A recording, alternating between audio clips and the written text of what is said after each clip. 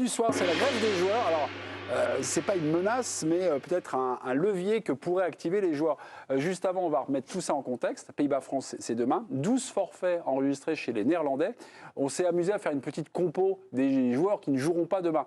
Alors, ça donne quand même une belle équipe. Hein. Vous la voyez, dans charnière centrale, on a Botman et De Ligt. En sentinelle, on a De Jong. Ligne d'attaque, Gakpo, Depay et Noah Lang.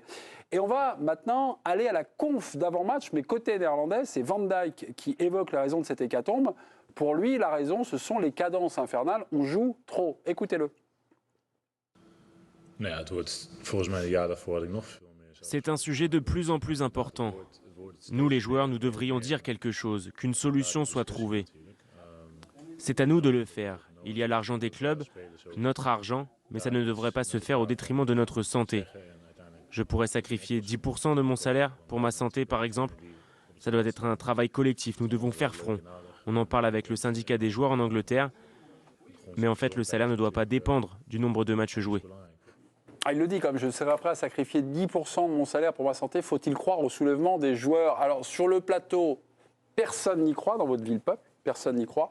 J'ai un mouais de Joan Micou. Mouais. Vous dites mouais, c'est la question de gagner moins pour jouer moins? Il y a une question de pépette ou non ou pas? Non, mais déjà, je ne sais pas si c'est un rapport d'évoquer le fait de gagner autant d'argent et de baisser son salaire pour avoir moins de matchs à jouer. Je ne sais pas s'il y a un rapport. Il le dit à la fin, il le dit, même lui n'est pas sûr. Oui, il est prêt à baisser son salaire, mais finalement... Après, ça fait des années qu'on dit que les joueurs jouent beaucoup trop de matchs dans une saison déjà classique dans son club, et en plus avec les sélections. Donc moi, je trouve qu'il y a quelque chose à faire. Mais après, de le dire, c'est bien, mais il faut vous mettre en place. Et je pense que à une époque, Didier va peut-être nous le dire, il y avait quelque chose qui avait été mis en place avec vraiment des têtes fortes à la tête de ce syndicat-là, pour essayer et espérer faire bouger les choses. Donc c'est sûr que les joueurs, chacun de leur côté, n'y arriveront pas. Voilà, Didier Roustan, dans Puzzle aux éditions Marabout. À l'intérieur de ce joli livre, vous nous racontez votre expérience de président du syndicat des joueurs entre 1995 et 1998. Tout est né, on va dire, avec une discussion, d'une rencontre entre Diego Maradona et Eric Cantona, l'idée que les joueurs participent et soient associés aux décisions, des gens du football. Et très vite, il y a déjà un petit problème. Qui va l'incarner? Qui va présider au quotidien? Vous nous le racontez là-dedans. Tout se passe un peu de manière un peu désorganisée. À l'origine, c'est une idée de Maradona en 86, puisque les matchs décalage horaire obligent beaucoup se jouer à midi ou à 16h. Pendant la Coupe du Monde 86 au Mexique. Les sponsors sont en Europe par rapport au décalage horaire.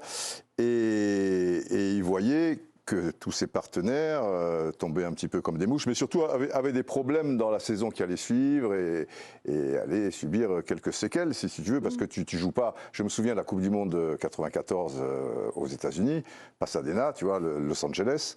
Au sol, c'était 54 degrés. Au sol, hein, je veux dire. Et nous, rien que dans les tribunes, on était morts. Donc j'imagine les gars qui font une finale de Coupe du Monde à midi. Là aussi, c'était à midi. Les reporters de l'équipe expliquent que leurs ordinateurs fondaient. Voilà. Tellement ils faisaient chaud. Enfin, voilà.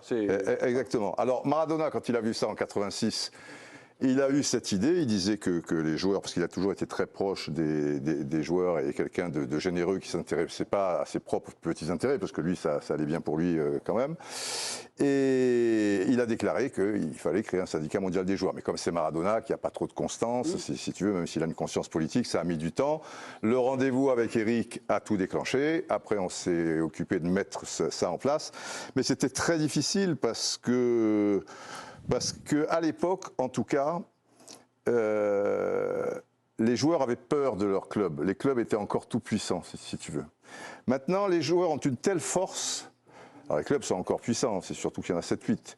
Mais ils ont une telle force qu'à mon avis, ça peut être jouable. Il y a une fenêtre aujourd'hui qui n'existait peut-être pas à l'époque. Non, parce que à l'époque, déjà, les joueurs, tu vois, gagnaient pas autant d'argent, même si les cracks, oui, ça allait, mais si tu faisais une grève de 3-4 mois, tu vois, ça pouvait avoir des conséquences. Ils avaient peur quand même de leur employeur.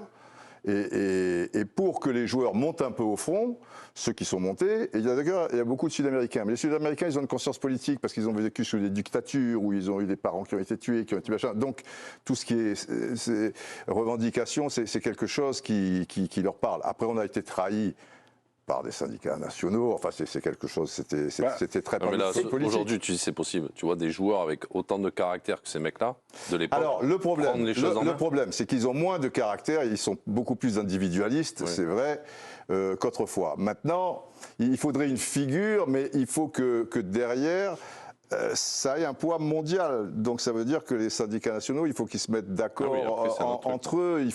C'est vrai que le temps n'est pas à la révolte, quoi. Mais il y a un syndicat international des joueurs. Pardon ? Le FIFPro, c'est un syndicat international des joueurs. Ah ouais, ils sont vachement efficaces. Ils sont pas très efficaces. Non, mais c'est ça. La FIFPro, parce que nous, si on a explosé, si tu veux, la FIFPro qui était une caisse vide, mais coquille vide, oui, mais qui est toute caisse pleine. L'UEFA les a jamais reconnus. À partir du moment où on est né, peu de temps après, d'ailleurs on a fait une réunion à la FIFPro pour s'associer et associer les forces, hop, l'UEFA a appelé la FIFPro, on vous reconnaît. À partir de là, on était morts. Mais eux, il fallait surtout qu'ils n'acceptent pas, évidemment. Mais eux, c'était parfait. Parce que même, ils se débarrassaient de nous. C'est toujours pareil, si tu veux. Quelque part, c'est des footballeurs qui montent au front et ils devraient les accompagner. Et en fait, on était une menace pour eux. Et peut-être pour leurs petits avantages, etc., à part quelques syndicats nationaux qui étaient très bien et à la tête de...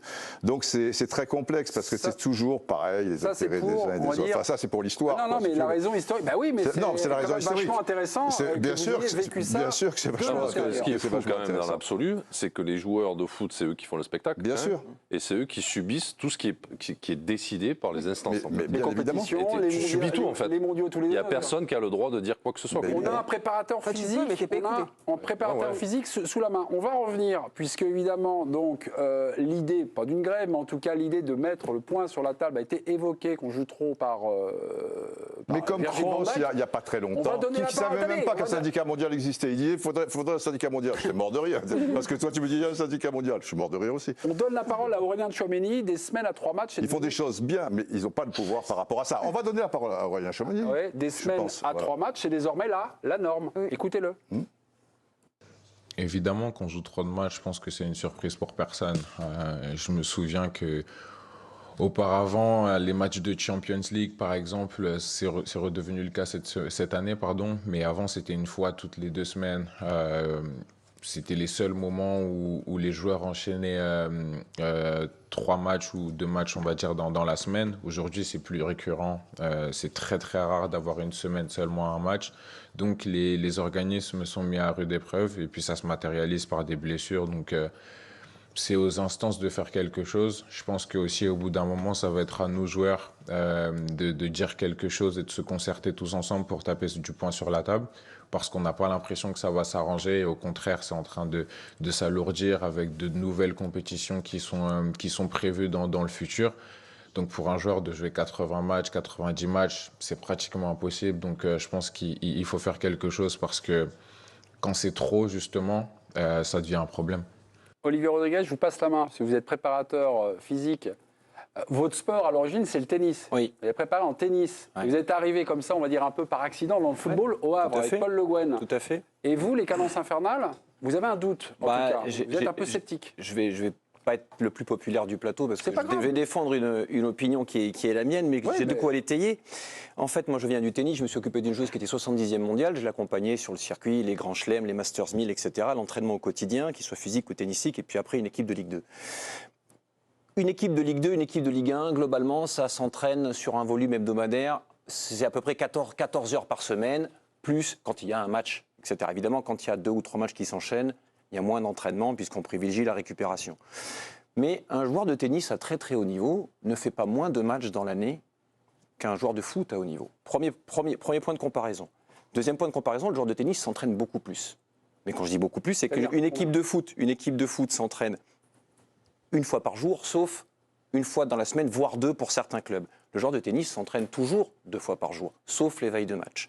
Didier parlait tout à l'heure des températures caniculaires, etc. C'est vrai, mais c'est vrai aussi, c'est vrai pour le joueur de foot, c'est vrai pour le joueur de tennis. Quand vous jouez à l'Open d'Australie, il fait 40 degrés, mais vous ne jouez pas sur une pelouse qui a été gentiment arrosée, vous jouez sur un bitume qui réverbère une chaleur, qui irradie différemment et beaucoup plus fort.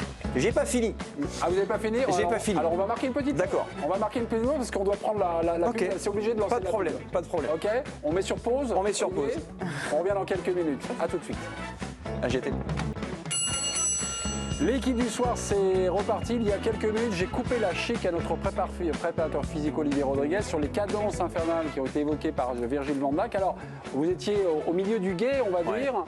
Pour les cadences infernales, vous étiez en train de nous faire un inventaire et vous en doutiez un petit peu fortement. Alors, vous étiez calé où et vous repartez d'où, mon cher Olivier? Je repars sur ce qu'avait dit Didier sur les températures. J'expliquais qu'à l'Open d'Australie, il fait effectivement très chaud, mais que le sol étant en béton et non en pelouse arrosée, il irradiait énormément de chaleur. Je voulais parler aussi de l'US Open, où les taux d'humidité sont records à la période de septembre, fin août à l'US Open. J'y suis allé, je peux vous en parler, c'est 90-95% d'humidité, donc oui, tout ça pèse. Entre les deux tournois, quand même, Non, il se repose. Si tu es éliminé au premier ou au deuxième tour, oui, mais tu as des temps où tu te reposes, alors tu vas continuer à t'entraîner. Au-delà du fait que ce ne soit pas un sport de contact.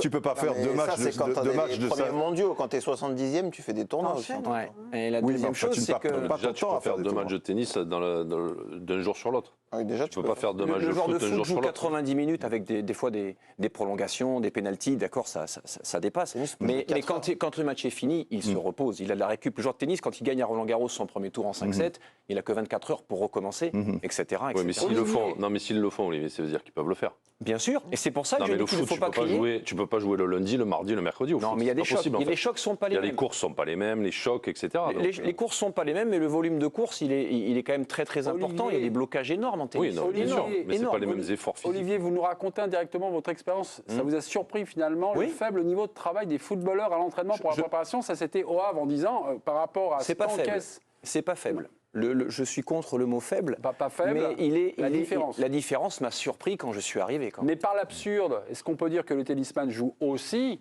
beaucoup trop?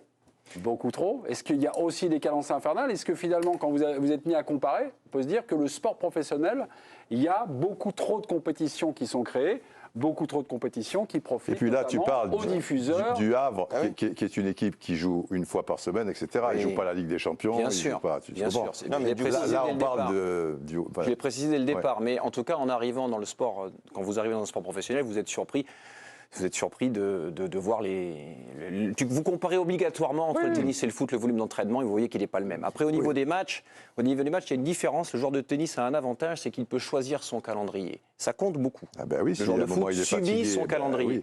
Oui. Et puis la concurrence, c'est pas la même. Là, le joueur de foot, il peut perdre sa place. Alors lui, il peut perdre des places à l'ATP, il peut évidemment. C'est une forme de concurrence. Oui, mais tu n'as pas quelqu'un qui est dans la même équipe, si tu veux, et qui, si tu as un moment de faiblesse, toi, tu dis, à un moment, il peut peut-être récupérer, puisqu'il peut faire ses choix quand même de tournoi.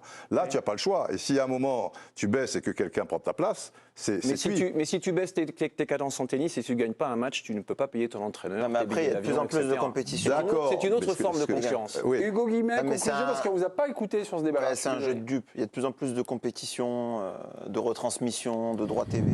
Pourquoi? C'est évidemment pour plus d'argent. Et ça engendre quoi, plus d'argent? Des revenus supérieurs pour les joueurs de tennis, de foot. Joanne, tu as arrêté ta carrière il y a 15 ans. Un joueur du standard de Joanne aujourd'hui, il gagne 4 fois plus que lui aujourd'hui. Ah, mais voilà. Oui, sans doute. Oui. Est-ce qu'il joue 4 fois plus de matchs? Non. Non. Non, mais tu ne peux pas calculer comme ça, parce que... si, on calcule comme ça. Tu ne mélanges pas le physique de quelqu'un et son compte en banque. Et plus il gagne, mais le physique, lui, il reste... Non, Van Dijk, il dit, je peux baisser 10% de mon salaire si on joue un peu moins. Mais non, mais c'est pas ça. Là, c'est pas 10% de ton salaire, c'est 70% de ton salaire, si tu veux jouer moins. Mais parce qu'aujourd'hui, il y a la Ligue des Champions, il y a de plus en plus de matchs, etc. Moi, c'est vrai, quand j'étais gamin, il y avait un match par mois à la télé, voilà. On regardait ce match, non, mais il y a des tas de matchs. Oublions, si tu veux, la Ligue des Champions. Mais quand tu vas faire une super coupe d'Espagne et que tu vas la jouer en Arabie Saoudite, ça change quoi? Et si toi, au lieu de gagner 15 millions d'euros par an, tu en gagnes 12 de toi à moi, ça change quoi? Si tu veux, à la base, les dirigeants, ils font pas ça pour que les footballeurs soient mieux payés. Ils font ça pour des raisons politiques, pour des raisons pas pour le football, ils font ça pour ni pour le football, ni pour se payer les meilleurs joueurs. Et cette course. Pas pour se payer les meilleurs joueurs. Mais je te parle des dirigeants internationaux. C'est les dirigeants internationaux qui décident du football. C'est pas encore les clubs. Le jour où il y aura une sorte de NBA, alors là, c'est les clubs qui, entre eux, tu vois. Les dirigeants des instances et les dirigeants des clubs. C'est eux qui décident. Le Big Info de Romain Aran, Nicolas Olveg.